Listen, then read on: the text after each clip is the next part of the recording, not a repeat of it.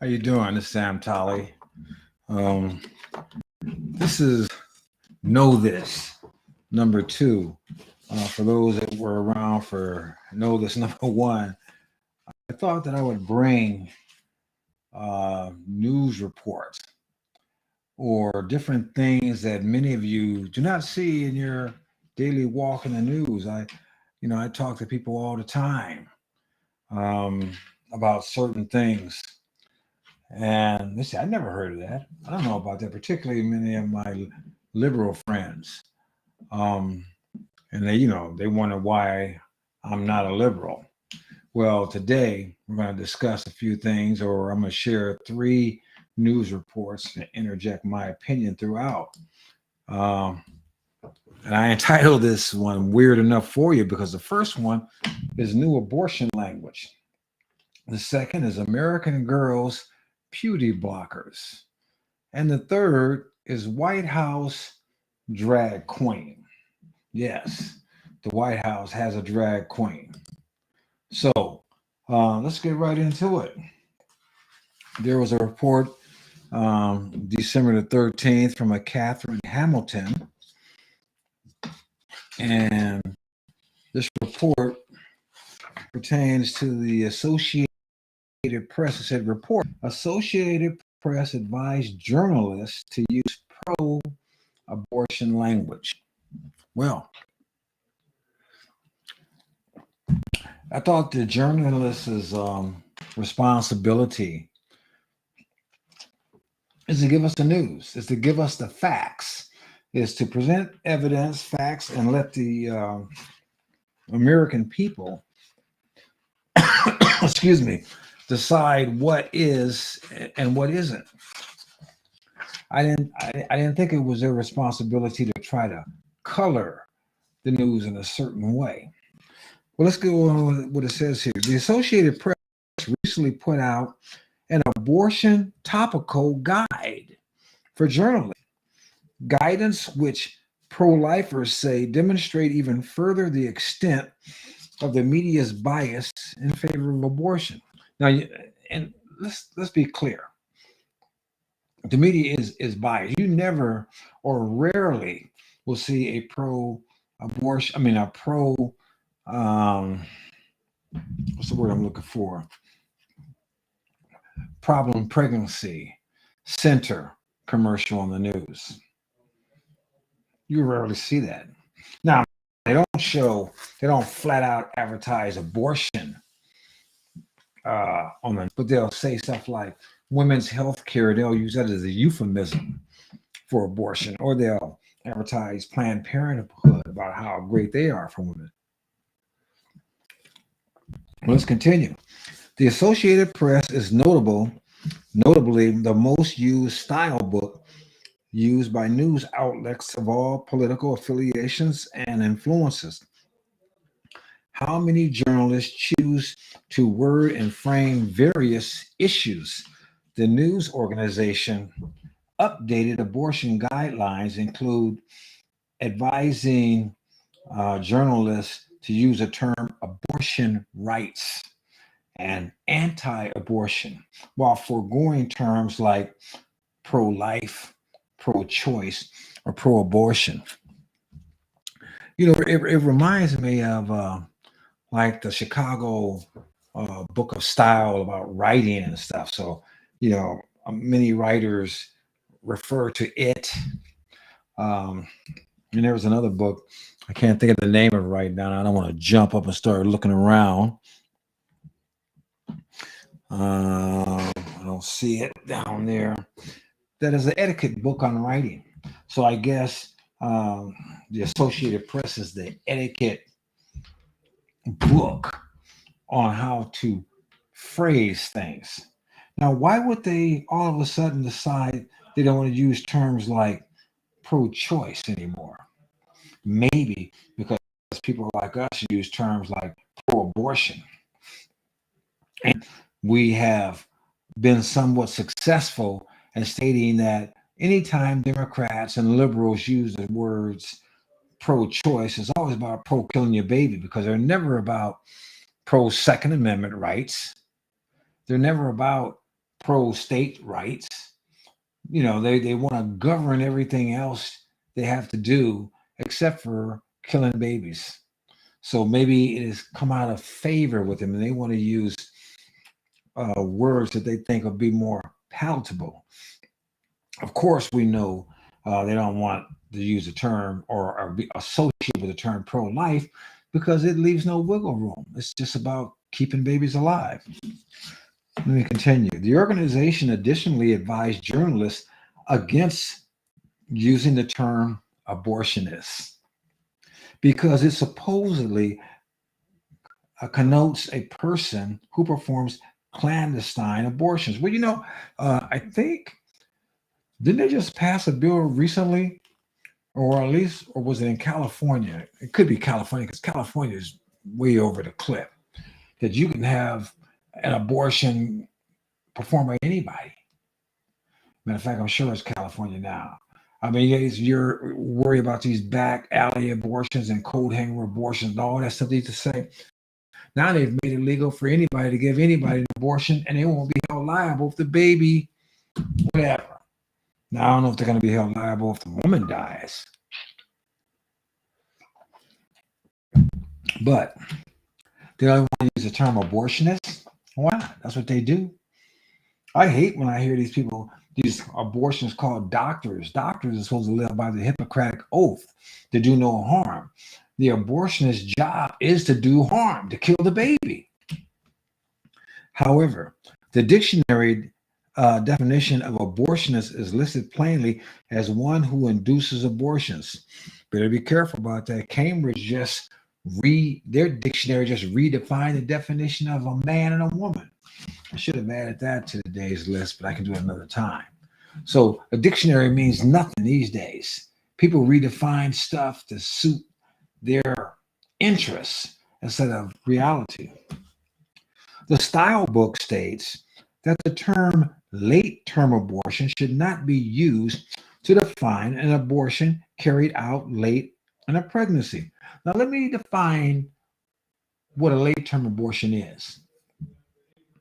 When a woman is in the latter stages of abortion, obviously the baby turns upside down, the head is in a downward position because the head is going to come out first. What these folks do in this late-term abortion, I'm talking about a baby that's generally 7, 8 months along or whatever, maybe 9 months, who knows? They dilate this woman. They open up that cervix. They bring the baby, the head. Let me see. I want to get this straight. I want to get confused with Gosnell because Gosnell used to just sniff necks.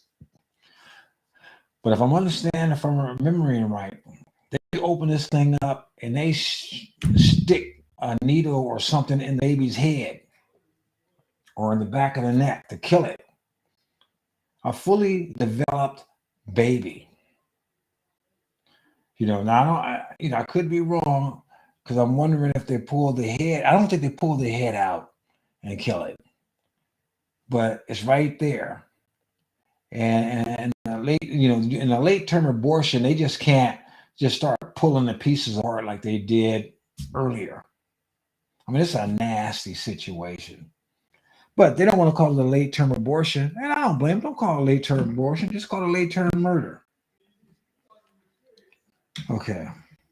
Live Action News notes that the Associated Press has taken issue with the term despite the fact that media has used this terminology for decades to mean an abortion committed late in a pregnancy, such as the second and third trimesters.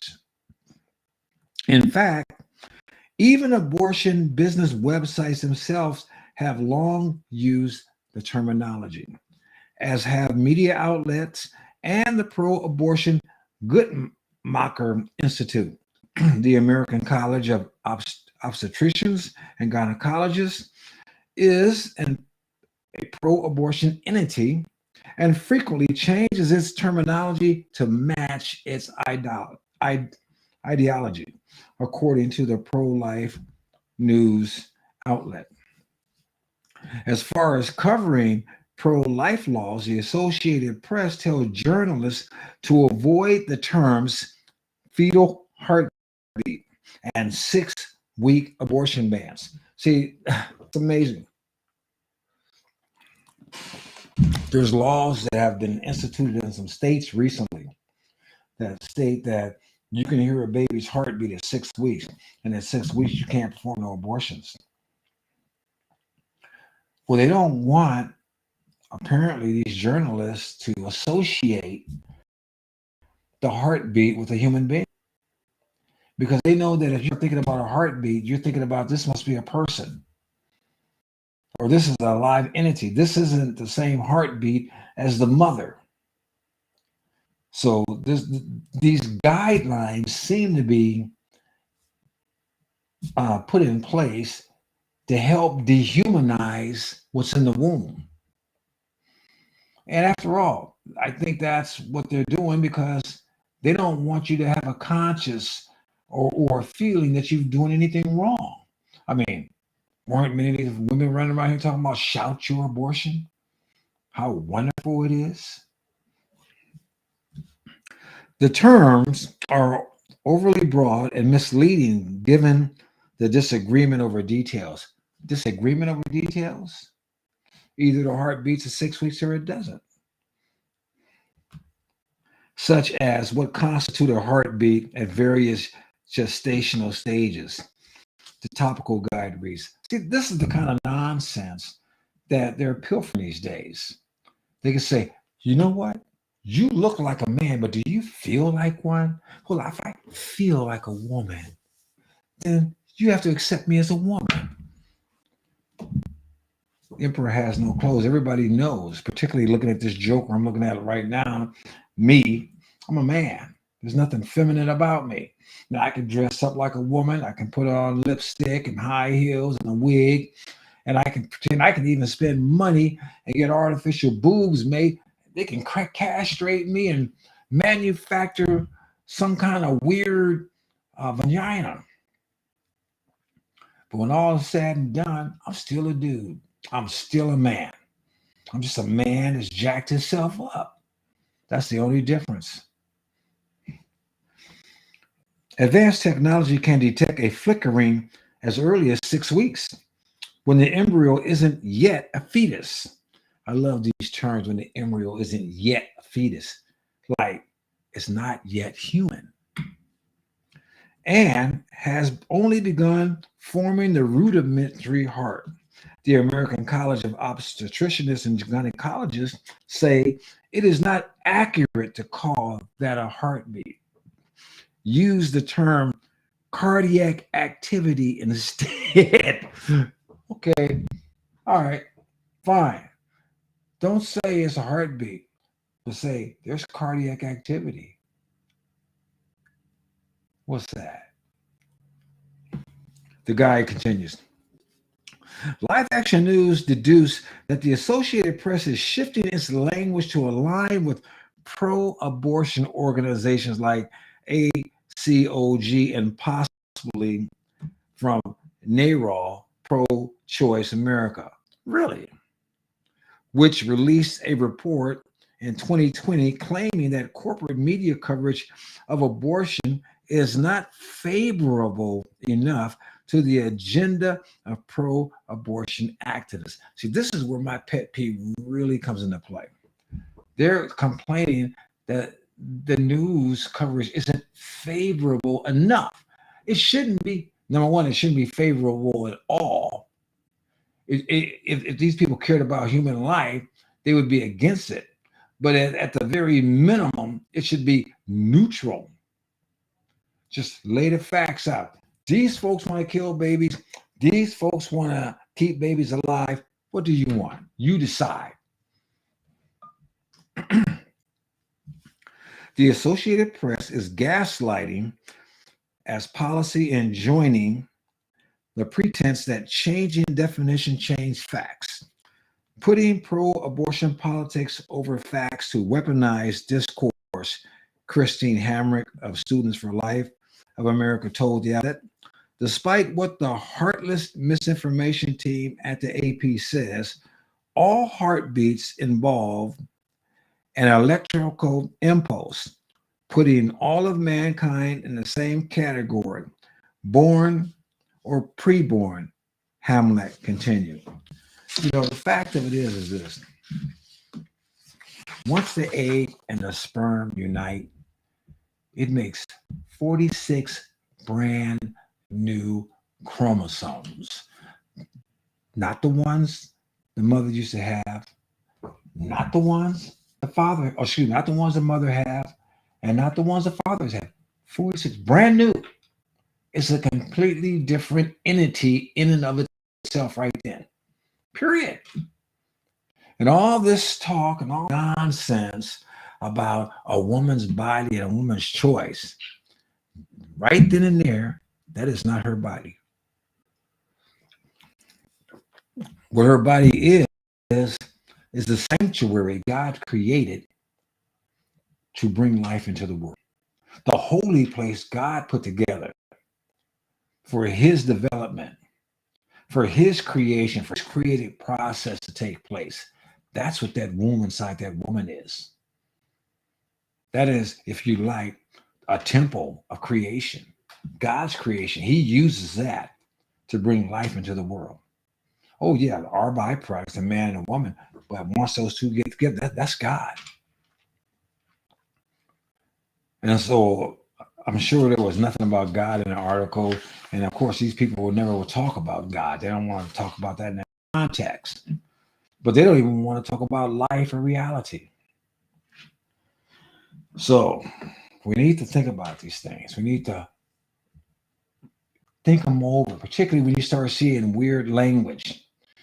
For years they were running around here talking about a woman's choice, a woman's body, and now they're trying to change the language. I guess they don't like pro-choice anymore, or they don't want to use the word abortionists.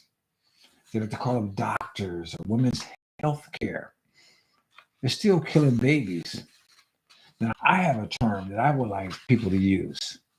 I would like to call it bloodlust for the unborn.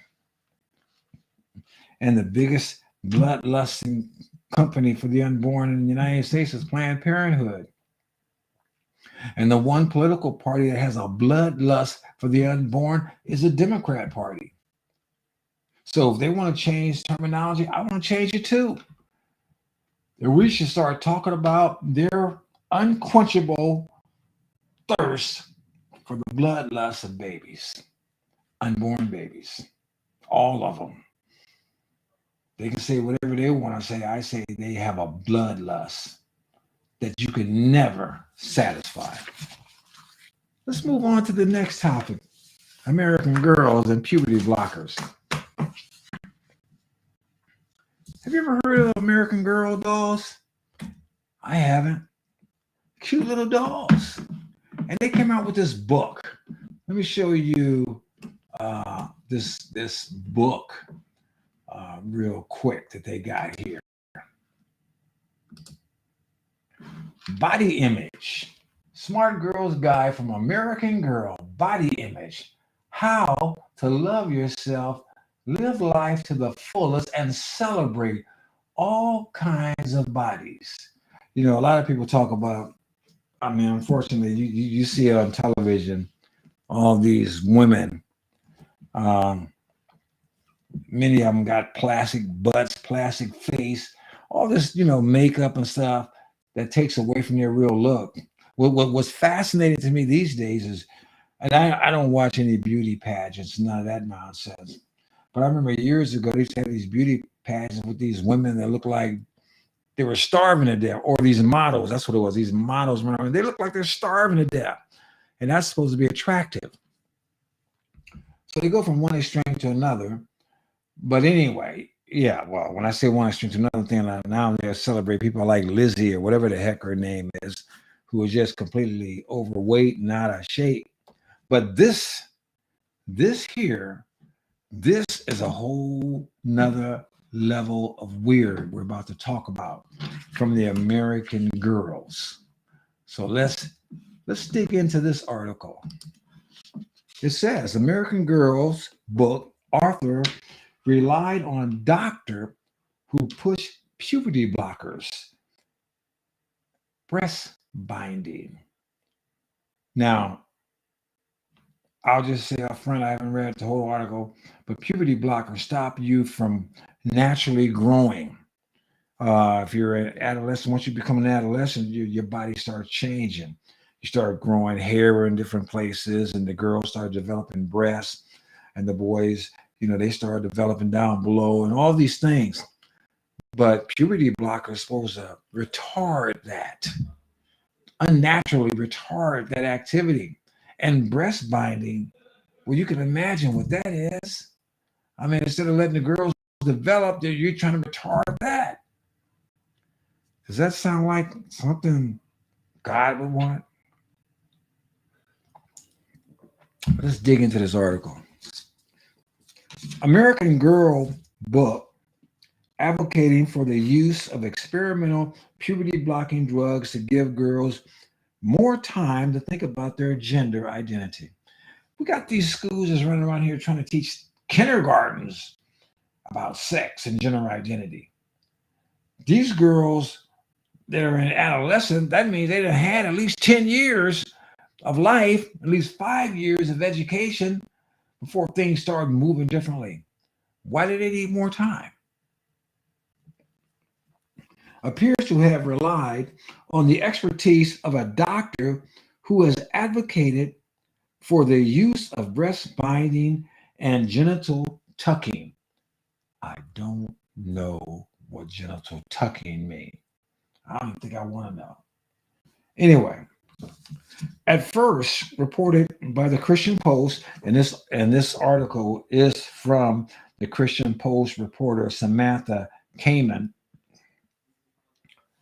The book entitled A Smart Girl's Guide Body Image advises children can talk with their doctors about medicine to delay puberty to delay puberty without stating the risk associated with the drugs, nor the fact that the U.S. government hasn't approved puberty blocking drugs for that purpose. Now, I know that there's a lot of people getting puberty blockers.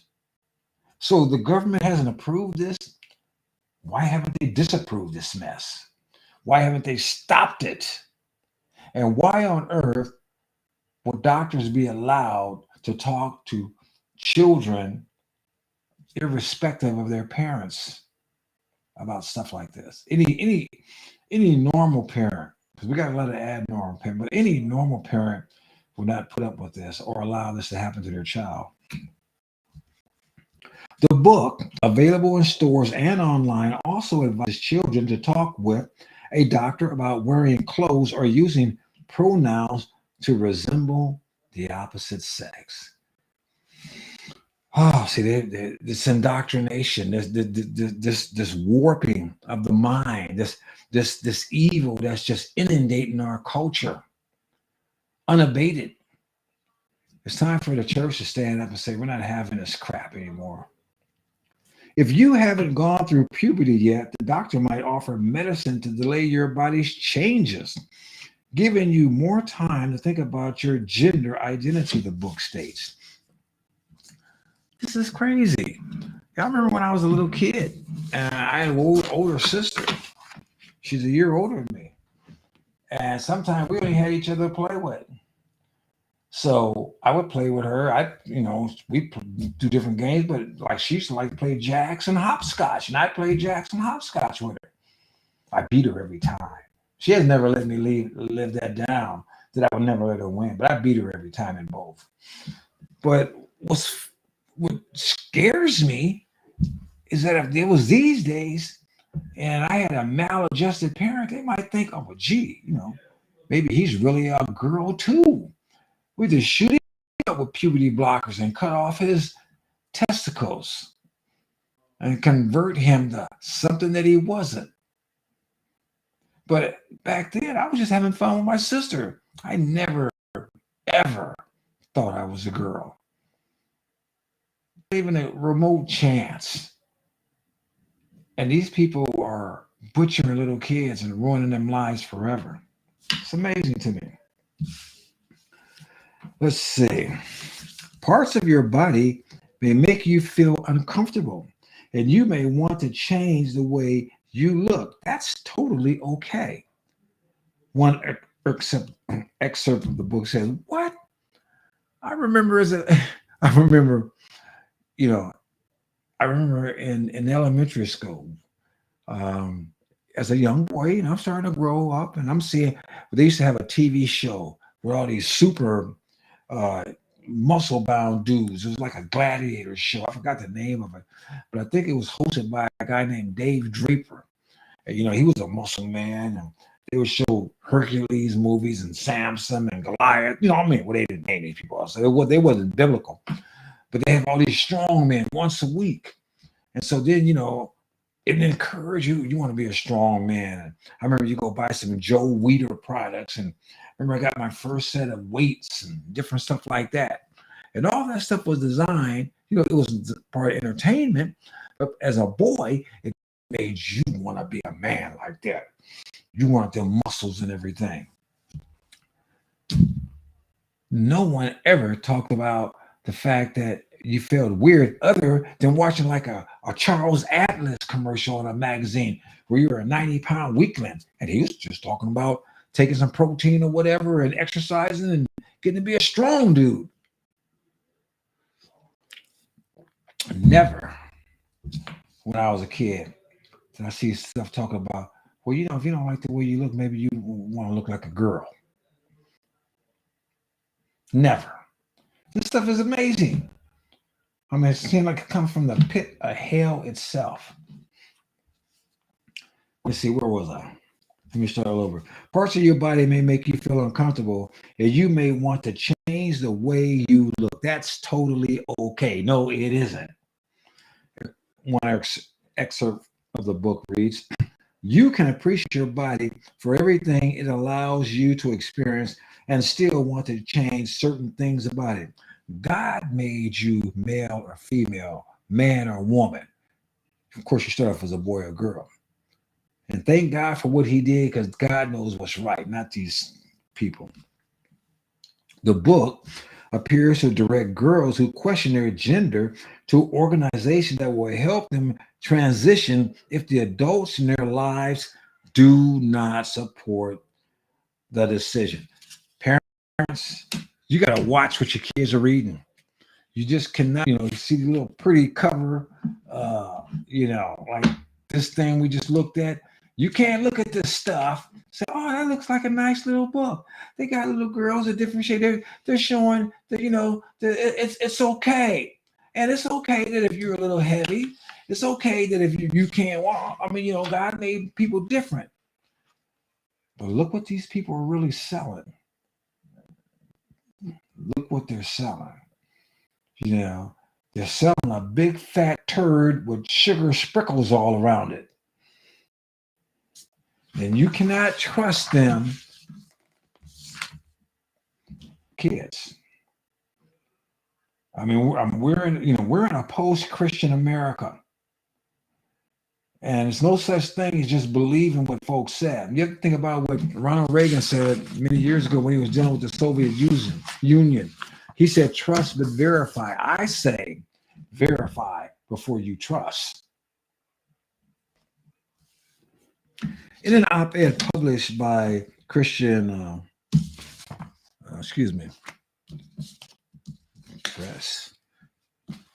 Post, Ann Young, an American mother of two young girls, contends that the book casts doubt on the child's ability to trust the adults in their lives, and tells girls, if you don't have an adult you trust, there are organizations across the country that can help you. These people are evil. Children, by and large, particularly when they're going through adolescence, get an awkward period in their life. And sometimes it is awkward, the relationship they have with their parents. But you should always trust your parents. And the parents should always love their children. But these folks understand that. And they're talking about, if we can get them during an awkward period, maybe we can snatch them. The book mixes truth about embracing natural beauty with lies about denigrating the body. This is a toxic mixture that will only confuse them, Young wrote. Responding to criticism of the book from parents following Young's op ed, American Girl offered a defense in a statement provided to USA Today, saying the book was developed in partnership with medical and adolescent care professionals. Who cares? Are they the parent? And what makes them right? Particularly these if they're part of this mob that's going around saying that you can change your gender. Additionally, American Girl states the book consistently emphasizes the importance of having conversations and discussing any feelings with parents or trusted adults. Trusted adults? Maybe they're the groomers. In a follow-up op-ed published by a Christian Post on Tuesday, Young noted the book's author, Mel Hamilton, recognizes Dr. Carly Gus on her website as a person who helped bring this book to life. Gus is an adolescent medical medicine specialist at Boston Children's Hospital and Harvard Medical School. In a November 1 article published by JAMA, Pediatrics Medical Journal, Gus advocated for puberty blockers for gender dysphoria children, stating that the drug in some cases eliminate the need for subsequent surgery. Now, if you don't understand what gender dysphoria means, that's talking about shoulder and bowling this morning. Anyway, that's talking about children who are confused about their gender, their sex. Now, many times we get girls growing up that are tomboys. And many times they just want to emulate their dad or their brother or something. Still a girl. Puberty kicks in normally. The mind starts changing and get more feminine minded. You might even have a boy that was closer to his mom, growing up. Puberty kicks in. He starts seeing girls and starts saying, dang, there's something there. But the other folks, they'll, like I said, they'll give you these blockers to try to retard your physical changes. And, it's like a domino. You start messing with the body's normal function and you start making all kinds of problems. Gus contends that the use of gonadotropin releases hormone, delaying the development of irreversible pubertal changes, and in some cases eliminate the need for subsequent surgery. However, the use of puberty blockers to delay puberty in gender dysphoria children has not been approved by the U.S. Food and Drug Administration. Well, neither has the COVID-19 shots that I'm aware of. You got this emergency use thing, but then they're pushing those suckers, right? Although advocates claim that puberty blocking drugs are completely reversible, they're not. The American College of Pediatrics has warned that temporary use of puberty blocking drugs has been associated with and may be the cause of many serious permanent side effects, including osteoporosis, that means weak bones, mood disorders, seizures, cognitive impairment, brain fog, or you can't think straight, or, and when combined with cross-sex hormones, sterility. So you can start shooting up a dude with estrogen, trying to make him a girl, or shooting up a girl with testosterone, trying to make him a boy. The body just says, the hell are y'all? I wasn't designed to make whatever you might be trying to make. In July, the FDA warned that gonadotropin releasing hormone drugs can cause brain swelling. and vision loss in children who take them, citing 6 cases of children between the ages of 5 and 12 who exhibited a plausible association between the drug use and tumor, whatever, some kind of brain tumor, if I got that right. Gus also promoted using breast binders and genital tucking in the adolescent clinic guidelines she authored for Fenway Health. Chest binding is a process of flattening out a woman's breast so the chest looks more masculine.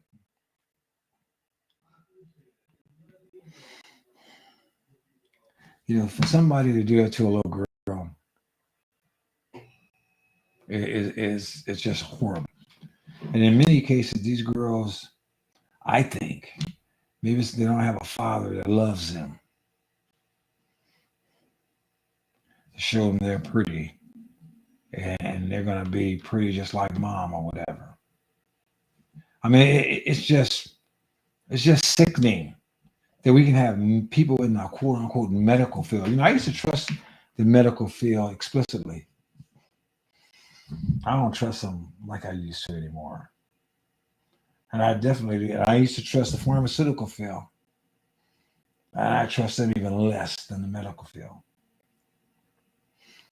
Because in many cases, both of them are void of common sense. And money seems to be an overriding factor. When health is supposed to be the real thing. And of course, with the news media, they equate women's health care with killing babies in the womb. So you can't trust them either. According to WebMD, risks of breast binding can include breathing difficulties, breast tissue damage, and can potentially lead to cracked ribs. I mean, golly. I mean, you're stopping the development from the breast trying to come out. You're going to, oh man, it is sick. They think that partnering with medical and adolescent care professionals should make parents unquestionably trust their advice.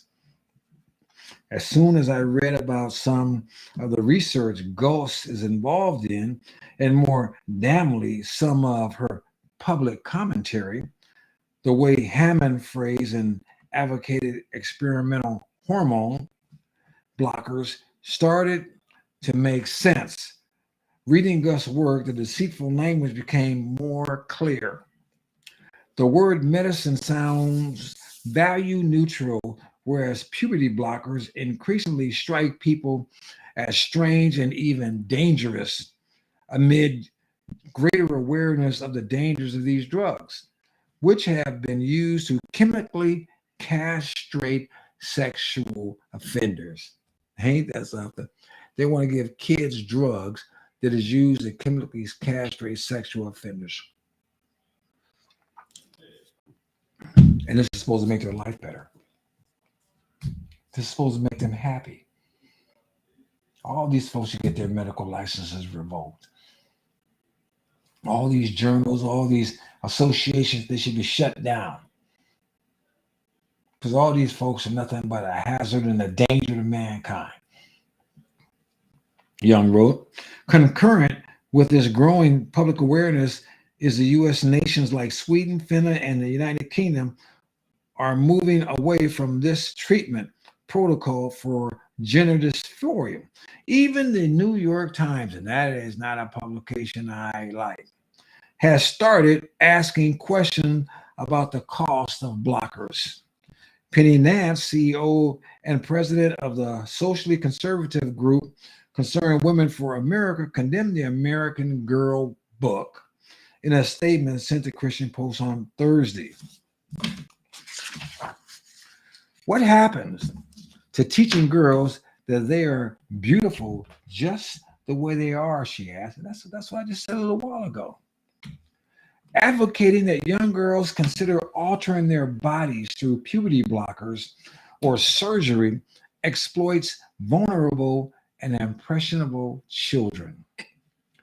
In the same way that it would be dangerous to tell a young underweight girl struggling with an eating disorder to consider gastric bypass surgery, why are we encouraging a young girl struggling with her female identity to mutilate her body? That is an excellent question. Nancy and Paris have long trusted doll companies to send positive messages to their daughters, but now these days are gone.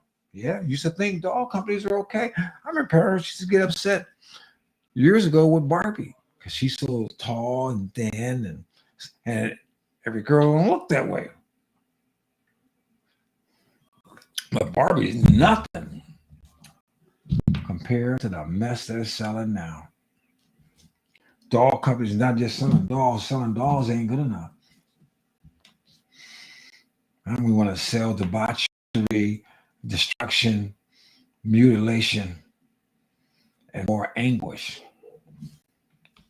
Parents need to stop buying goods from woke corporations pushing this dangerous and manipulative agenda on their children, she concluded. American Girl did not immediately respond to the Christian Post request for comment.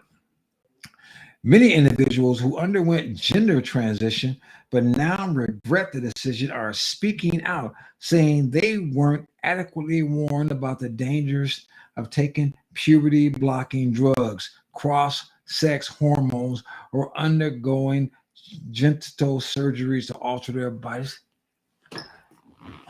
If you cut your thing off, you don't have one anymore. You can't get it back. They haven't developed that technology. You cut your breasts off, the most you could do is put in some implants. It's not the same thing. And if you start taking these hormones and all this other stuff, only God knows what that's going to do to you.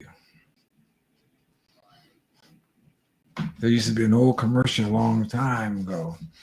I think it was, I don't know, butter commercial, some mess, talking about you don't mess with Mother Nature. And I'm saying, don't mess with God's creation. And the folks that's pushing this stuff, they're the ones that got the problem. Kids, let a kid be a kid and they grow up. They'll straighten themselves out. I mean, how many of you all had it together when you were 10 years old? 15. Hell, many of us didn't even have it together when we was 20. It took years for some of us to get our act together, including yours truly. Thank God there was nobody around there pushing this nonsense during my day. 17-year-old Chloe Cove, a California resident who transitioned, stated that she did not comprehend the effect that the drugs and surgeries would have on her body. I really didn't understand all of the ramifications of any of the medical decisions that I was making at a public hearing in Florida this July.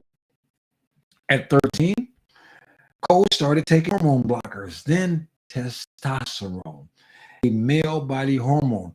By the age 15, the teenager underwent a double mastectomy to remove her breasts.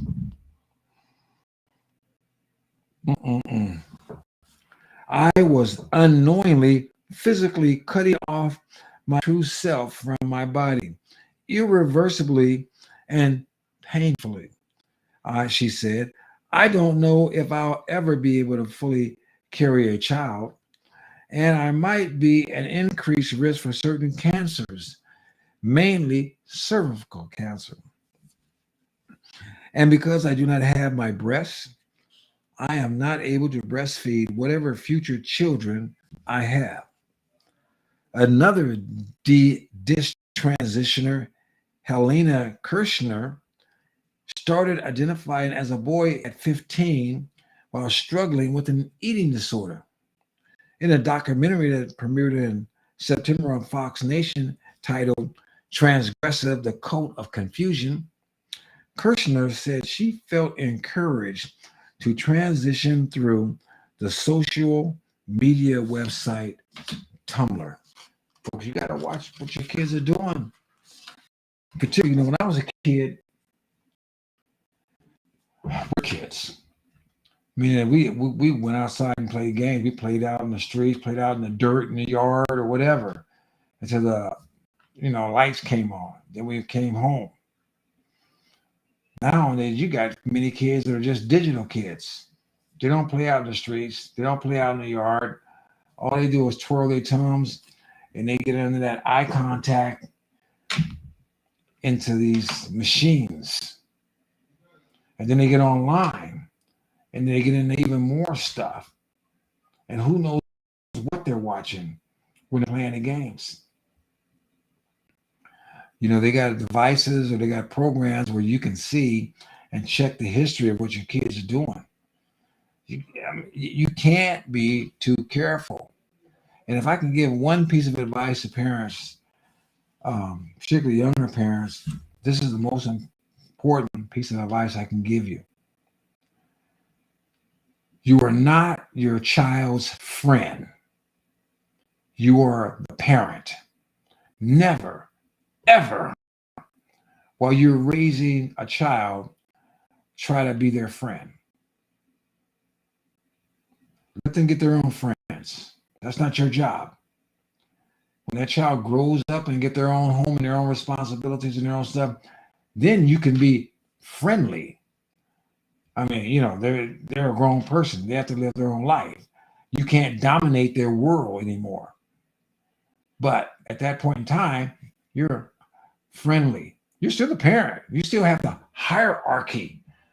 You just don't have authority over them. But while you're raising them, your job is to do what's best for them. Many times the decisions you make, they're not going to like, because you're supposed to make the right decisions, whether they like it or not. But if you sit over there and try to be their friend, you're going to destroy your position. You're going to destroy your relationship with them, and they're going to end up taking it out on you. And it's your fault. You're not the friend. You're the parent. Always remember that. Years later, however, Kirshner regretted the decision, and she stopped identifying as a boy, stating that she had a big realization moment where I just realized how much I just regretted this whole thing, and I was wrong, and that I'm not trans. And it was like the cloud just lifted, and I immediately became a normal person again. I immediately became myself again, she added. Last year, the Christian conservative group 1 Million Moms launched a boycott against American Girl, an LGBT storyline tied to its 2021 Girl of the Year doll. The doll has an accompanying book, Kyra Down Under. In the book, Kyra visits an animal sanctuary operated by her great aunt in a same-sex marriage.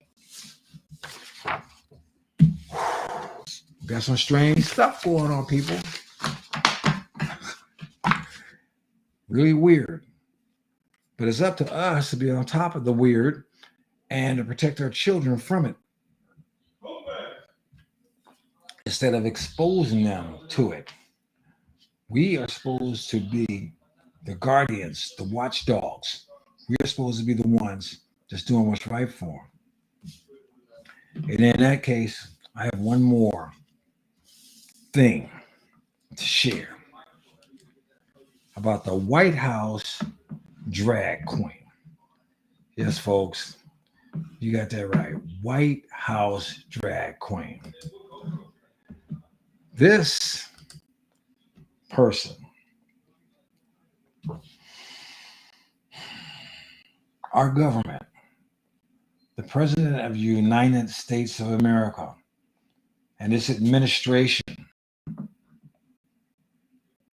can you believe, would have a man dressed up like a woman in the White House? This article, written by one Paul Boyce, Let's get this. It says Biden invites drag queen to White House. Who said, not Biden, but the drag queen, kids are out to sing and suck D. I didn't write this, folks.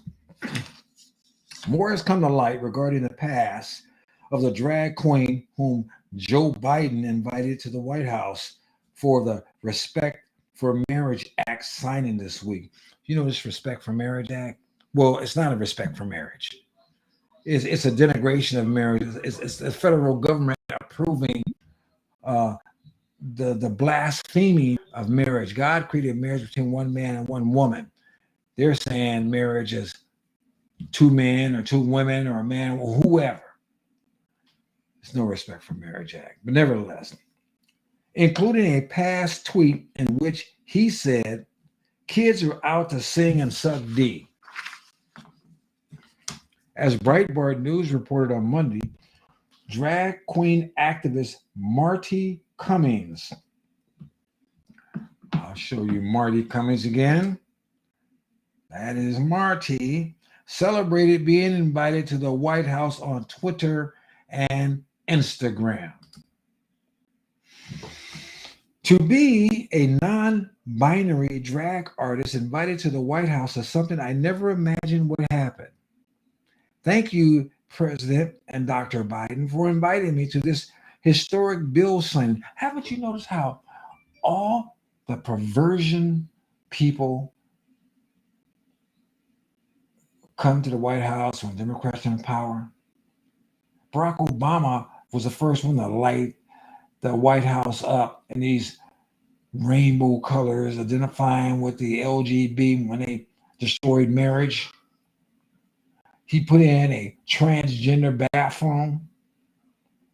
All this crap, all this godlessness is just emanating and pouring out from the Democrat Party.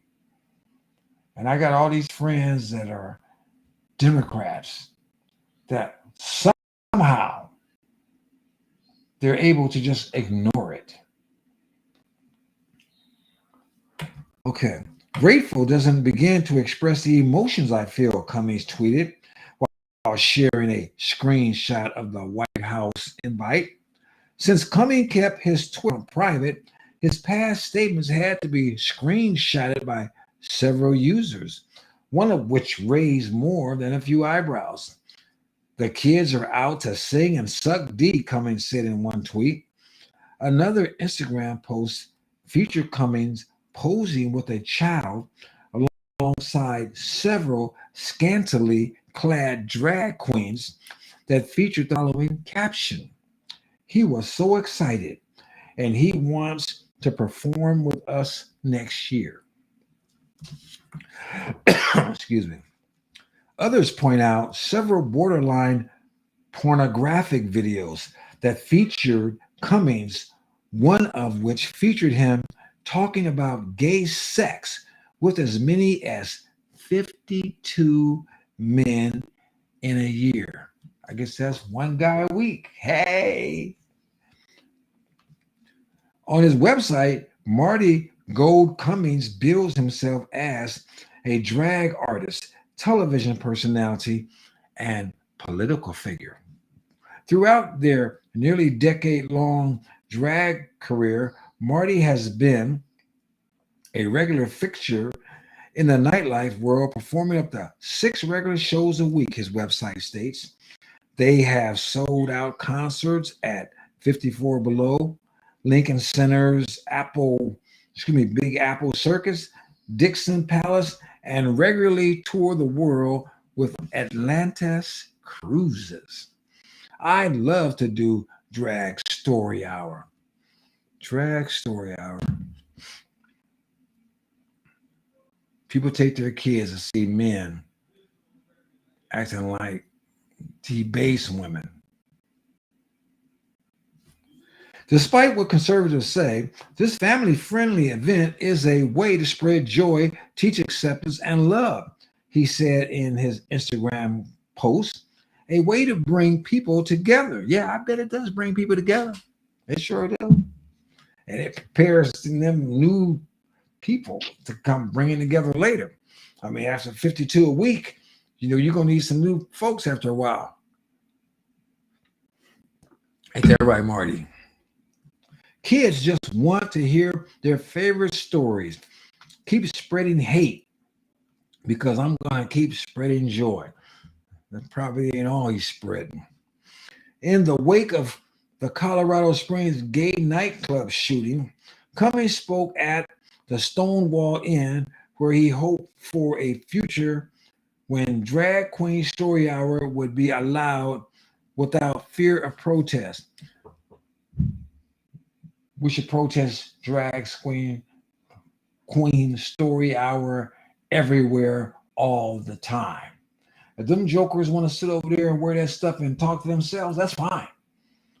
They can fill it up with every debased, perverted, uh, sexually maladjusted adult in the country. I don't care. But not these babies, not these children. No. No. We need to protect those kids from this nonsense. That means we need to protect these kids from this president and his nonsense. Because he apparently doesn't have a clue. And neither does his administration, neither does his Democrat Party. I could care less if you're a Republican, Democrat, Independent. I don't care what you are. This stuff is perverted, it's demonic, ungodly, and Christians need to stand up against it all the time.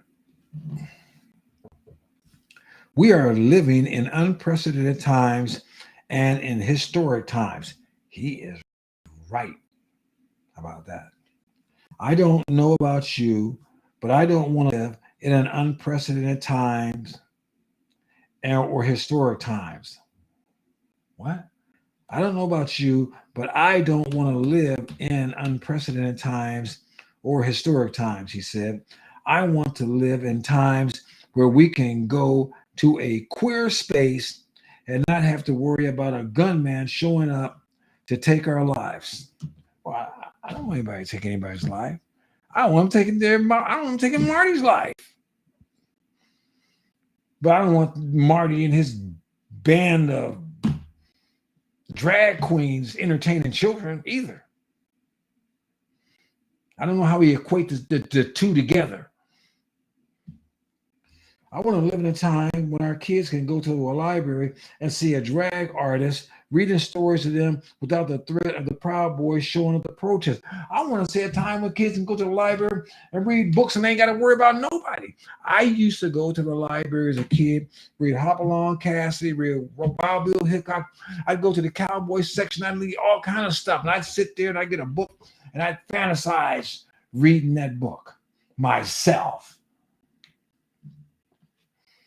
I didn't need some joker in fishnet stockings and mascara and wigs telling me anything.